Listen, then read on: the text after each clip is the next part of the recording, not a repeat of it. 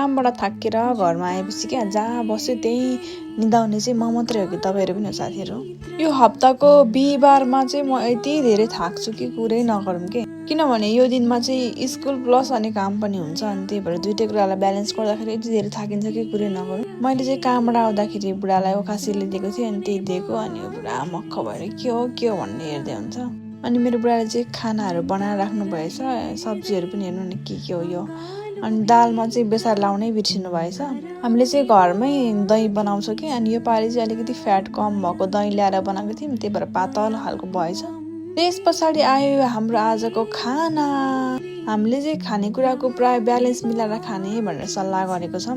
त्यही भएर खाएमुन जाँदाखेरि चाहिँ जहिले पनि सोच विचार गरेर मात्रै हामी सामानहरू ल्याउने गर्छौँ। पहिला म एक्लै बस्दाखेरि क्या एक्लै खानुलाई कस्तो नरमाइलो लाग्थ्यो नि त। अनि त्यही भएर म जहिले पनि कि त घरमा कुरा गर्दै कि त भिडियोहरू खाँदै जे होस् केही न केही कुरा मोबाइल चलाएरै गरिरहेको हुन्थेँ। अहिले चाहिँ हामी प्राय दुवैजना सँगै खाना खान्छौँ नि त। अनि खाना खाएको बेलामा चाहिँ मोबाइल नहेर भन्नुहुन्छ क्या मालिकले। अनि त्यो पनि ठिकै हो भनेर मैले त्यो कुरालाई चाहिँ मानेर बसिरहेको छु। खाजाहरू प्याक गर्दै हुनुहुन्थ्यो, हेर्नु न यो मेरो यस्तो महँगो चिया सिड त पोखाइदिनु भएछ भुइँभरि। अनि बेलुकाको बेलामा काम बढ्यो, त्यस पछाडि सब्जी कि खाकिरो गर्नुभयो। सानो सानो चिया सिडको दाना त हो है, थोरै बोके पनि कति धेरै लागेको के। यो चाहिँ हाम्रो भोलिको खाना हो।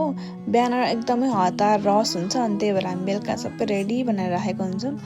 अनि त्यस पछाडि चाहिँ हामी दुवैजनाले ब्रस गरी मुखहरू धोयौँ अनि हामी सुत्छौँ। आजको लागि यति नै, बाई बाई।